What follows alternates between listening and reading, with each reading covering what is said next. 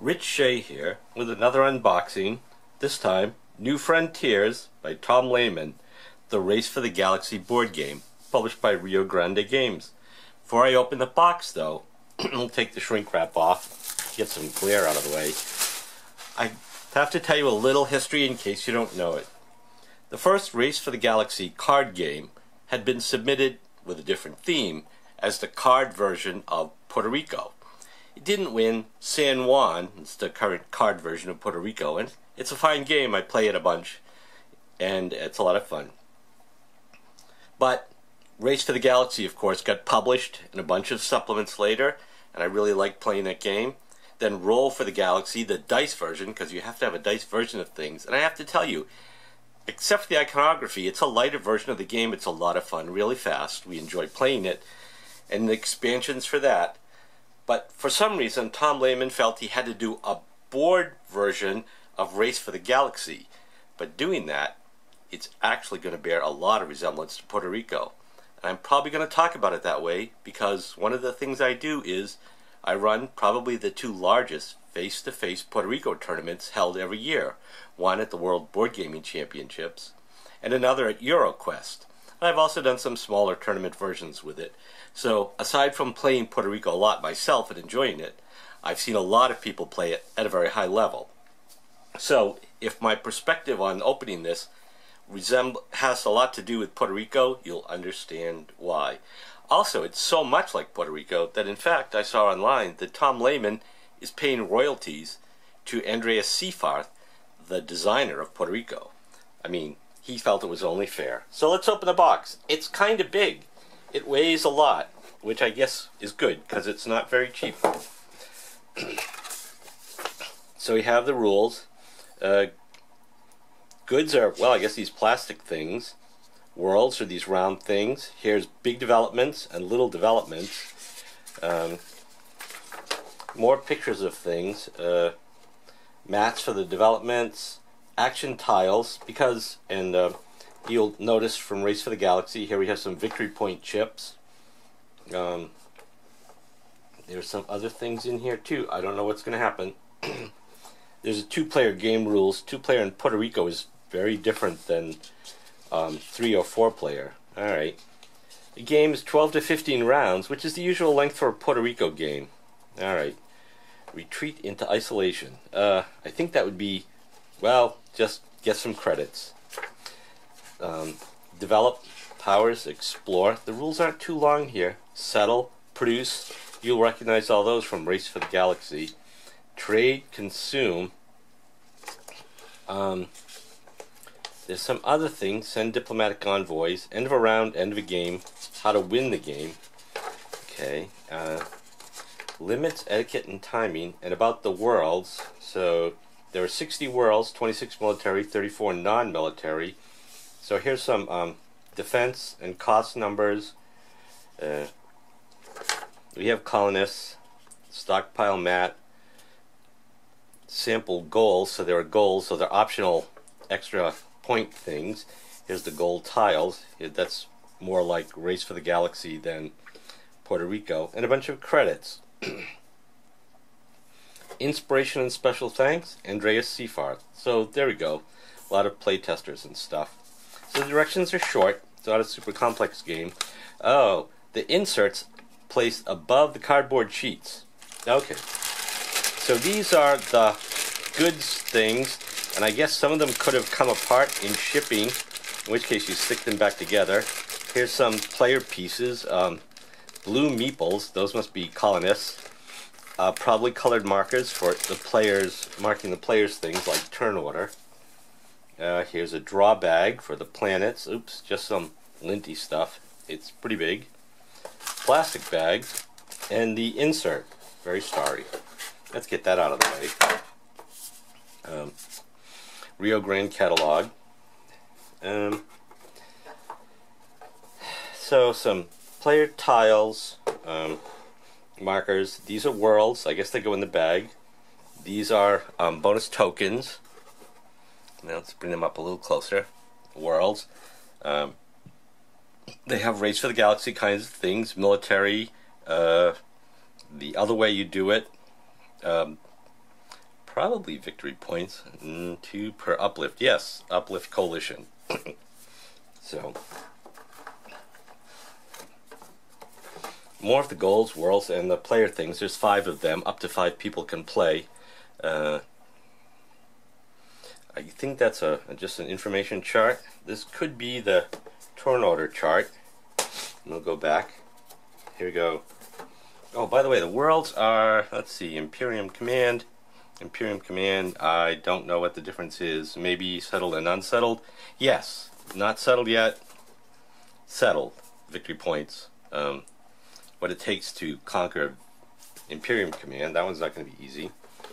These are the player board setups. The players start with one or the other world at the beginning.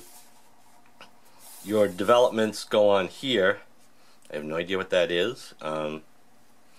Maybe you pile up some stuff there. Alright, so there's going to be 5 of these, I'm sure. That's the Imperium one. Here's a Sentient Robots or Hive Colony. Uplift Mercenaries or Alpha Centauri. You'll recognize a lot of these. Galactic Developers or Imperium Mining Colony. 1, 2, 3, wait, 1, 2, 3, 4, and 5. That's my Mutineers.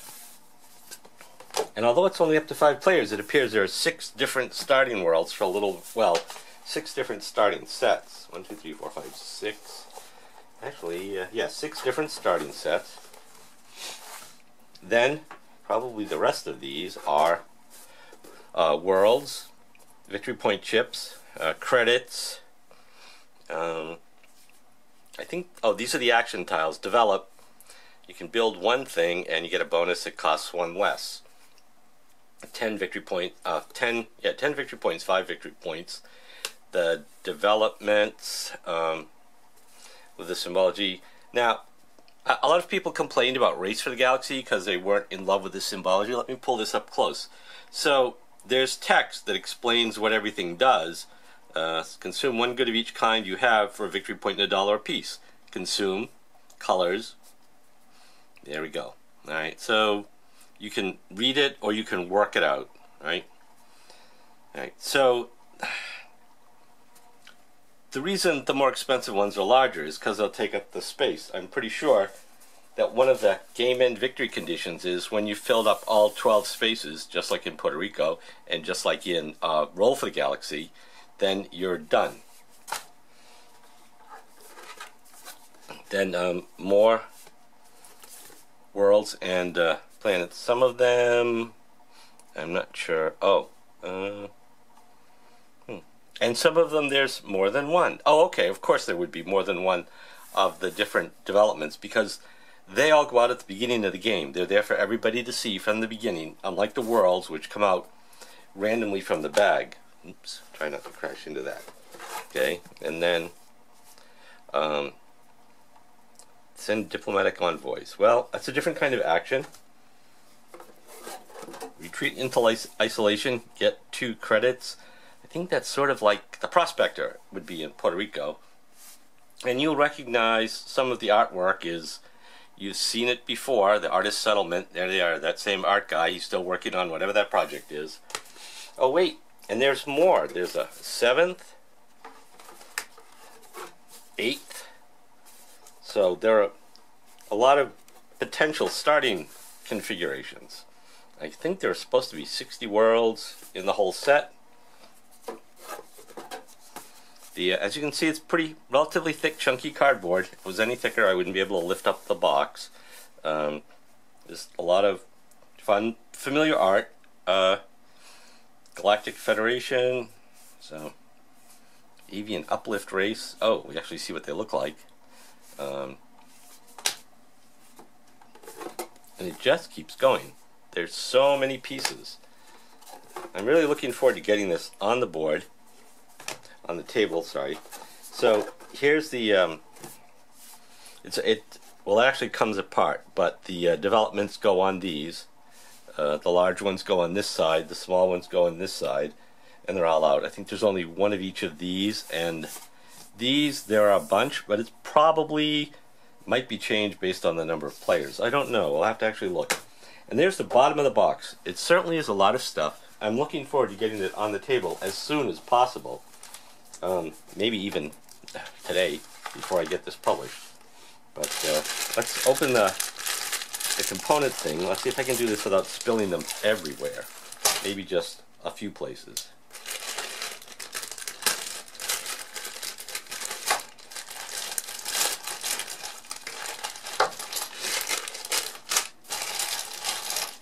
So the goods cubes are in the colors, although they're not all the same size.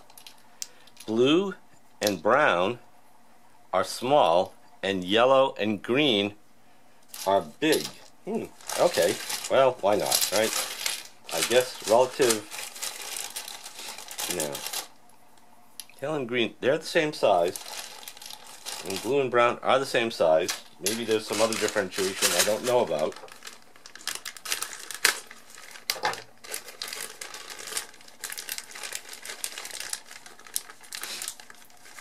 Our colonists, they're blue, maybe because they're sad about leaving their homeworld.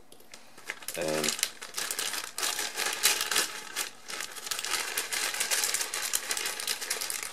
there appear to be 2 player tokens in each player color, of which I'm sure there are 5.